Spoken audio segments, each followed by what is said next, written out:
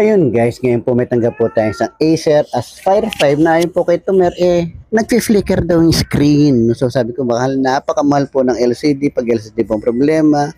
Ayun, chinek nga ni WhatsApp Bob, no? Nung pumasok po sa Windows, halos nagba-blackout po, no? So, pero ang nakapagtataka pag nasa recovery, nasa BIOS menu, hindi naman nagpi-flicker ang screen. Sabi ko nga nung una, sabi ko sa kanya baka kailangan i-format ng laptop. Sabi niya ayaw niya dahil kailangan yung files, napaka-importante daw po. So ayan po, chinek po natin, napagtanto po natin na baka keyboard po ang problema. So tinanggal po natin ang keyboard, bunuhin natin ang laptop.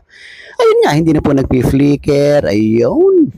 So ginamutan po natin ang pinagbabawal na technique yan. Alam niyo naman po, ibig sabihin, tatakpan po natin ng keyboard, yung flex, ititira lang natin ng dalawa na nagko-correspond po sa power ng keyboard, no? So yan po ginawa natin.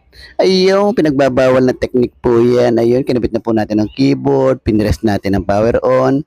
Ayun, yun lang po ang gumagana yung power on na yun. Pero the rest of the keyboard, naka-disabled po yan, no? Yun, nagbukas na po ang Acer. Ayun, nagbukas na po ang laptop na hindi na po nagpi-flicker. Ayun, so automatic, okay na po yan.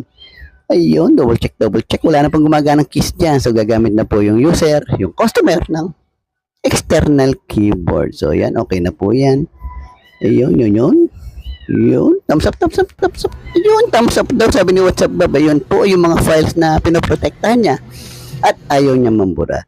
Yun guys, kung kayo may problema po sa laptop, walang ibang pupuntahan. 4th floor, Farmers Plaza, Cubao, Quezon City, stall J007, J008. Maraming salamat po.